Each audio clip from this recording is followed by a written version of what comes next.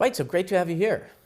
As we've learned already, companies or players are not necessarily happy about the equilibrium in a prisoner's dilemma. So in a prisoner's dilemma kind of situation, they could increase their joint profits if they would somehow be able to coordinate their behavior.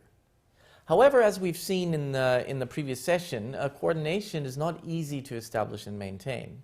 So in this and the subsequent videos, we'll have a look and analyze games that are played repeatedly, and we will ask how repetition can support coordination. Okay, so what do we mean by repeated games? Repeated games basically take into account the fact that interactions between two players, or between multiple players, can take place not only once, but a repeated number of times. So before we even get started, at the very beginning, we'd like you to think about some real-life examples of games. So which of these are one-off games and which are played repeatedly? Just have a look at the couple of games that are going to follow, and I'll see you after this brief quiz. Okay, so as we've seen, sometimes interactions just take place a couple of times in a row. And the way in which that changes the dynamics of the game, or that changes the dynamics of competition between two players, is by making the future matter. So for example, player A, if we have a game between A and B, player A can threaten player B and vice versa. So if A does not behave cooperatively this time in one instance of the game, then B will retaliate the next time. And of course, the other way round. Okay, so that would be a possibility in which playing a game multiple times changes the outcome of the game. But what we're going to do is we're going to take a very analytical look at this and see if this kind of threat can effectively enforce cooperation. And to do that, we have to distinguish between two different types of repetitions. First one is finite repetition, where it's clear from the beginning how often the game is going to be repeated and when the game ends. Okay, so we simply know what the outcome or what the end point of the game is, and once we have the end point, then we're going to work towards this end point.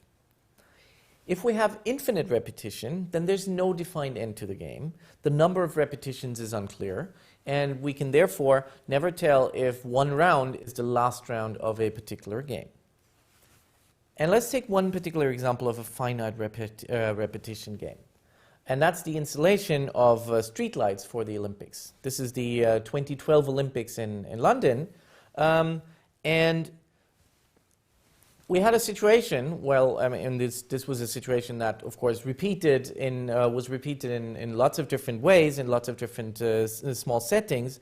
But we had a situation where an organizing committee had to order 500 streetlights from a contractor. And that contractor was supposed to install them time over time, leading up to the Olympics. Why is this a finite game? It's a finite game because the Olympics will start at a certain date, and by that date, the streetlights have to be installed. After that, there's no future, if you wish. So the contractor manufactures the streetlights and installs them in the Olympic Park. And he's capacity constrained so that every month only 100 streetlights can be manufactured and installed. This means that the overall process of installing 500 lights will take 5 months. Okay? And we can think of this as a game that's repeated 5 times. Right? It's the same game over 100 streetlights, just playing it 5 times, and it's over after the 5th iteration. So 1 month before the Olympics start, all streetlights will have to be installed.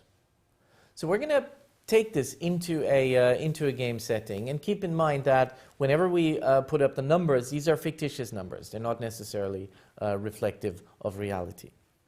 So what are the actions that our two players can take? Right? So we have the contractor, we have the organizing committee. So every month, the contractor has to decide about delivery. And he can choose between installing high-quality streetlights. They're worth $45,000 and they cost $15,000. Or installing low-quality streetlights. They are worth 30,000 and they cost 12,000 pounds. The organizing committee will also have two strategies at their disposal. They can decide if they want to pay the agreed price of 30,000, so that's the price that they initially had agreed with a contractor, or if they negotiate the price down to 20,000. Now, what do we mean by renegotiating the price? It's about basically finding some small fault or some slightly late delivery, something that isn't entirely up to specifications, that you can either let go or you can decide to play hardball about it and lower prices in form of a penalty, of a contractual penalty, from 30,000 to 20,000. Okay, so these are the two strategies each for the contractor and the organizing committee. So every month, our game will look a bit like this. We have the contractor choosing between high and low quality, and we have the organizing committee choosing to pay the agreed price or to renegotiate the price. So what's going to happen in each of these instances? So if the contractor delivers high quality and the organizing committee pays the price of 30,000, delivering high quality means it's worth 45,000. So if the organizing committee pays 30,000, then what's left for the organizing committee is a value of 15,000. If the cost for the contractor are 15,000 and he's paid 30,000, then that's going to leave him with a surplus of 15,000. Okay?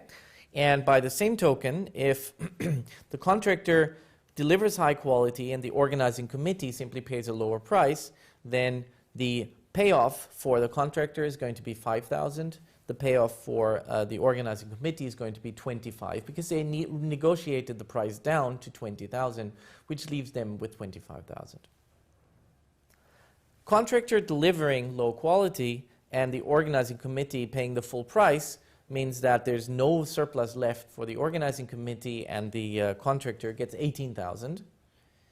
And if the contractor delivers low quality and the organizing committee renegotiates the price, then profits are going to be 8,000 for the contractor and surplus is going to be 10,000 for the organizing committee. So as you can imagine, the fairest or the most sensible outcome for this game would be if the organizing committee paid the full price and the contractor delivered high quality. But you can also see that there's an incentive for both of them to actually not stick to that agreement. So keep in mind that we play this game 5 times. So one thing that might help is the threat of doing something in the future if the other party does not behave according to the rules. So the contractor, for example, could threaten the organizing committee and say, well, if you ever renegotiate the price in a given month, then we will continue delivering low quality from there onwards. The threat on the part of the organizing committee would be, well, if you, the contractor, ever deliver low quality in 1 month, then we will renegotiate the price in all subsequent months. Okay, and so the question we're asking here is if this is going to be helpful in enforcing cooperative behavior. Just having outlined this situation, what we're going to do in the next video is we're going to look at these threats and at the effectiveness of these threats to enforce cooperation. So stay tuned and see you in a minute.